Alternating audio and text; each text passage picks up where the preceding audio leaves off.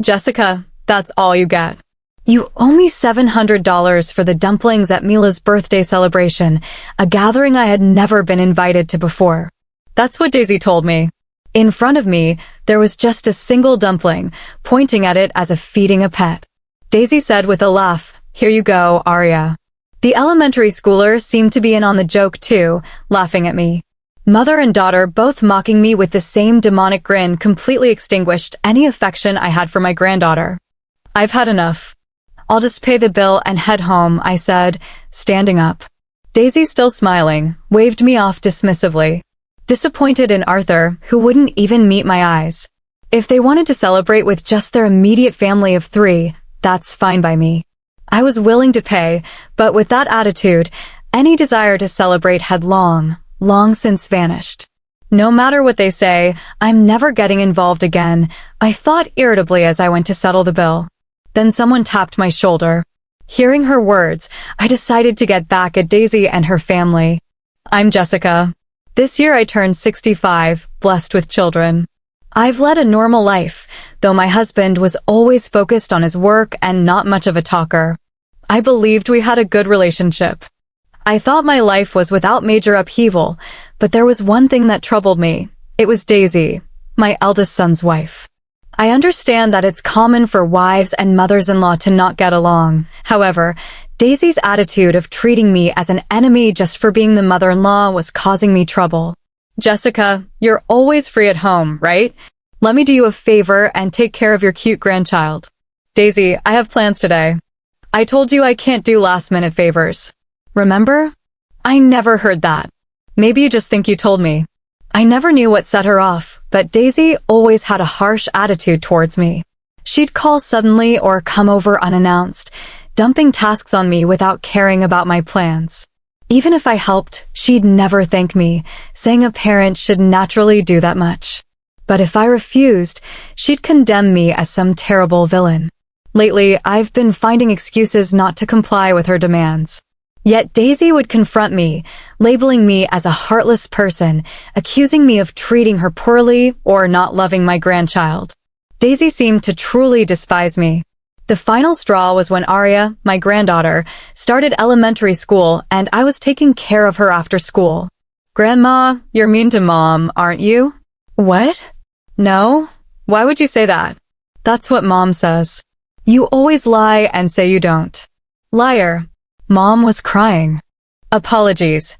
Apparently, Daisy had been telling Aria that I was mean to her, and I was confronted with such accusations from Aria. I had no idea what she was talking about and tried to get the details from Aria, but Aria, seemingly taking Daisy's words at face value, just kept calling me a liar, making it impossible to have a conversation. I couldn't understand why Daisy would manipulate such a young child to dislike me. With no idea what to do or what was even happening, I was at my wit's end. When I talked to my husband, his response was just, "She's a child. She probably doesn't understand yet." He didn't seem too concerned. Consulting my eldest son, Arthur, was no better. His cold reply was, "Handle your own problems, probably just tense around the mother-in-law, worrying about being ordered around because she's the wife." I would never do that. It's unbearable being targeted with such hostility. So what am I supposed to say? Should I tell her to be nicer to Mom? If I do that, it'll look like I'm siding with Mom, and things will become even more strained between us. It's not about taking sides. If she dislikes me, I want to know why. If she wants nothing to do with me, she should keep her distance. Try to understand how it feels to be reluctantly asked for favors. She's the mother of your beautiful grandchild, Mom. Can't you just compromise a little? Arthur's policy of non-intervention always seemed to side with Daisy. No matter how much I pleaded, it felt like he was just brushing me off, telling me to endure it. At times, I couldn't help but vent to my close friends about these issues. Yet their responses were always something like, "That's how sons' wives are." And I continued to struggle without finding a solution. Even when advised to keep my distance, it was always Daisy who initiated contact. Whether I listened to her calmly or subtly rejected her, I found myself at a loss dealing with an unsatisfied Daisy. During this time, I was informed by Daisy about celebrating Mila's 10th birthday at a famous Chinese restaurant. Despite sending gifts for every celebration, including birthdays, I had never received a word of thanks from my eldest son's family. Instead, I was met with remarks like, "Jessica, you have no taste. It's better if you just give us cash." Naturally, I had never been invited to any of their celebration gatherings. After being told not to interfere with family events, I had refrained from getting involved. Mila's birthday celebration is at her favorite Chinese restaurant. You're coming too, right, Jessica? May I ask why you're inviting me this time? You're Mila's grandmother. It's not strange for you to come, right? Despite the usual attitude from Daisy, her words made me suspect something unpleasant. Still, if I didn't go, I would surely be blamed for not attending my granddaughter's birthday. After much thought, I decided to attend the celebration. Although I had a bad feeling, part of me hoped that maybe they were trying to mend our relationship. If my suspicions turned out to be true, I would stop involving myself with them. With that thought, I went to the Chinese restaurant on the appointed day. But as expected, my faint hope was immediately betrayed. Daisy and her family, waiting for me, looked at me and sneered with malice. "Look, there's shark fin soup, Mila's favorite. Since Grandma is paying today, let's eat a lot." Yay! When I expressed my surprise, Daisy burst out laughing as if she was greatly enjoying herself.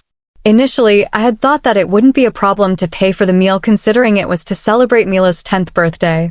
However, Daisy's declaration, as if it was a given even before I offered, took me by surprise. "You're not planning to eat without paying, are you, Jessica?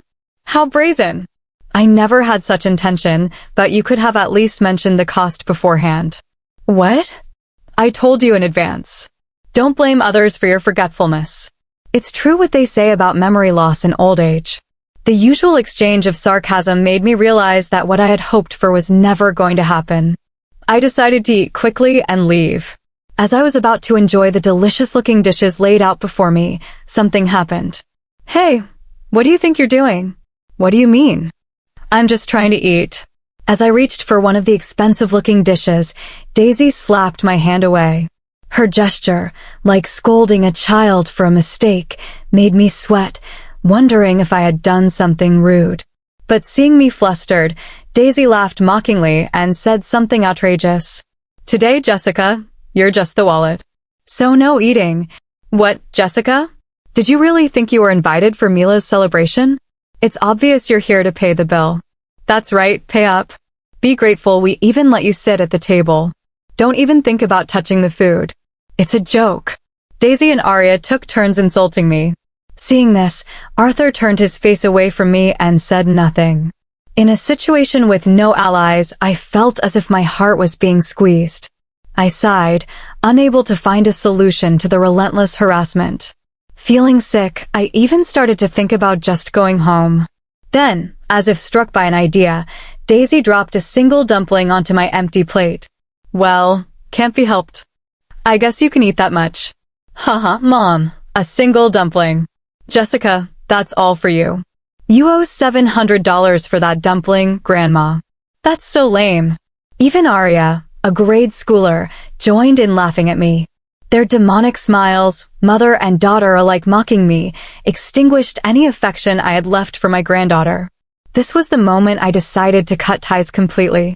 I didn't feel like celebrating her birthday anymore. But as a severance, it was a small price to pay. I've had enough. I'll pay the bill and leave first. "What, you're leaving already? Thanks for the meal. Please just leave me alone from now on." I was disappointed in Arthur, who wouldn't even make eye contact until the end. No matter what was said, Arthur wouldn't reprimand Daisy or even Mila. Trying to contain my intense anger, I went to pay the bill. As I approached the cash register, the flustered owner appeared. "Dear customer, I'm sorry, but the course meal is still ongoing. Could you please wait a little longer?" "I'm sorry, but I need to leave now. Can I just pay the bill first?" "Didn't you like the food?" "No, the dumpling was delicious." "Just the dumpling? Was there something in the other dishes you didn't like?" Apparently, Daisy had reserved a course meal, and the owner was puzzled why I was leaving halfway through. So he approached me, wondering how to explain the situation.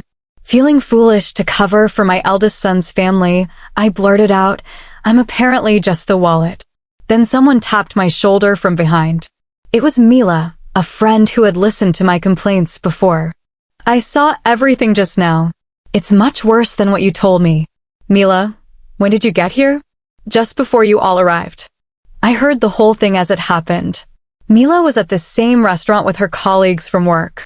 She happened to see the way my eldest son's family was treating me and hurried to talk to me as I was heading to the register. Seemingly more outraged than me at my son's family's behavior, Mila said, "You don't need to pay," and stopped my hand. "Listen, Jessica, even if it's your grandchild, that behavior is not normal at her age. She should know better than to treat family that way. But no matter what I say, nobody listens to me, not even my son Arthur. So you're just going to let them walk all over you." Mila's words made me realize something. Looking back, my eldest son's family, unconcerned about me, was happily chatting and enjoying their meal. They probably don't even consider me as family anymore. Arthur glanced at me for a moment, but quickly averted his eyes as soon as we made eye contact. Seeing such a pitiful attitude, I felt like the person sitting there was not my son. If they don't understand words, then show them with actions. "I'll help you." "Thank you, Mila. Can I ask for a little help?" Encouraged by Mila, I felt like I had finally found an ally. The owner, sensing the uneasy situation, nodded at me as if to say he was on my side. "I'm sorry, but I only ate one dumpling." "Understood. Let's do this." Based on our explanation and the owner's decision, I only had to pay for the one dumpling I ate. It felt awkward to put out just a few bills, but the owner smiled, processed the payment, and handed me the receipt. "The rest of the bill will be paid by those who ate." "No worries. Thank you very much." In a situation with no allies, I found unexpected salvation in the kind restaurant owner and my friend. Internally, I felt that this alone was a good enough punishment for them. But after receiving advice from Mila, I wasn't planning to let their divine retribution end there. "I'm sorry and thank you so much for today. It's all right. From now on, if they treat you badly, speak up firmly, okay?" "Yes, thank you. Actually, I have another favor to ask if that's okay." I thanked Mila and made a request before watching her return to the restaurant. Then I headed home, ready to deliver a final blow to my eldest son's family the next day. When my doorbell rang, I was sure it was Daisy. I had anticipated that she would come to complain about the payment from yesterday. Sure enough, the monitor showed Daisy glaring at the camera with a furious expression, and I went to the door. "What do you mean, Jessica? Not paying for yesterday's food and drinks? What kind of reasoning is that?" "Food and drinks? What are you talking about? Don't play dumb. It's about Mila's birthday party yesterday." "That's right. You should at least pay up." Aria, who came with Daisy, was also glaring at me. As the restaurant owner had said, my son's family had to pay for themselves and were in a panic. They hadn't brought their wallets, expecting me to pay. Arthur had to run to an ATM at a grocery store. They were quite embarrassed. Aria, showing her anger, furrowed her brow and yelled at me. Her expression was hardly one you direct at a family member. I sighed lightly before facing Daisy to talk. "I only ate one dumpling yesterday, so I only paid for what I ate. The dumpling cost $700, remember?" "Oh, maybe you didn't hear it because of your age."